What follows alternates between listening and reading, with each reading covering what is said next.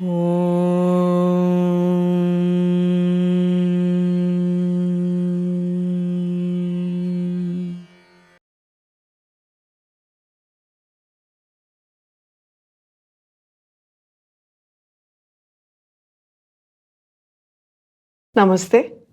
My name is Sharda Narayanan, and I'm very happy to offer this course on Vyakarana, Philosophy of Language for Siddhanta Knowledge Foundation. Now, what do we mean by philosophy of language? When we study any language, we can consider it as having two parts. One is the prakriya, or the structure of the language itself, which means the subject, object, nouns, verbs, inflections, the singular, plural, the construction of sentences, etc., etc. These are the details of grammar and may be specific to that particular language. The other aspect is the more universal aspect, which considers the thinking behind the way of forming the sentences. What is it that makes all languages similar in many ways? It is the thinking process, it is the way that human beings think. So, the philosophy of language looks at that underlying thought process, the deliberations that go behind the way a language is expressed. Just as we call language as the vehicle of thought, it is also the window into the mind. The Indian tradition has made great milestones many millennia ago in this subject.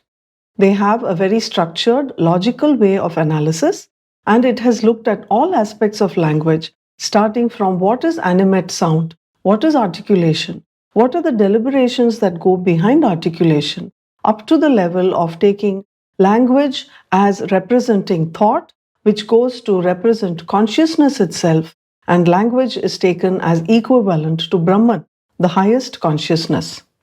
Philosophy in ancient times was engaged with all kinds of knowledge. The different branches that we call today as biology, physics, chemistry, mathematics, geology, etc., all came under philosophy. Philosophy represented man's curiosity to understand the world around him. Why should we engage with philosophy? Is the education that enables us to earn a livelihood and get a profession enough? What is it that makes it important to learn broader perspectives and more holistic outlook? To answer these questions, we look at what is philosophy and what is language. Philosophy represents man's quest to understand the world around us. In ancient times, it encompassed all subjects, living things, non-living things, man, spirit, God, creation, the cosmos, everything. As time passed on, the body of knowledge became so vast that it had to be bifurcated into the modern subjects such as mathematics, physics, chemistry, biology, microbiology, computer science, and so on. As the whole body of human knowledge advances, we come across more and more subjects and specializations. But Indian philosophy has always had a more holistic outlook. The language in India has been regarded as one with the supreme being in many schools of philosophy.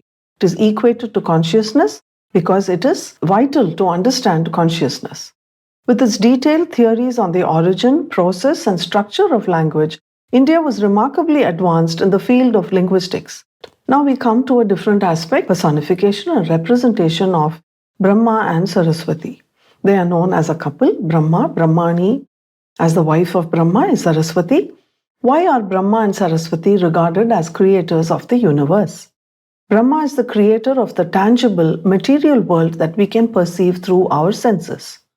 The mountains, the rivers, the animals, birds, the sun and the moon, the stars, the constellation, everything.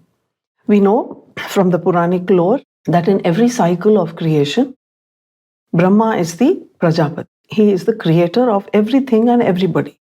One of his first creations is the goddess Saraswati herself. Saraswati is the deity of knowledge, of speech, of the arts, of creativity, the muse. She is the creator of knowledge. When we learn through language and also express our knowledge through speech, it is the power, the divine power of Saraswati. Saraswati enlivens our very consciousness. When we say Shabda, language, it is the spoken word, it is the heard sounds. But Shabda also means sounds. So, to understand what exactly it is in language, we look at what the Nyaya Vaisheshika system of philosophy says on this subject.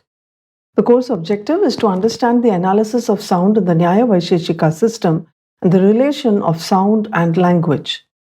We aim to understand the difference between the heard sound and the understood word, to improve communication to others, to see the understanding of vibration and waves in ancient texts, and to analyze the concept of validity of a statement.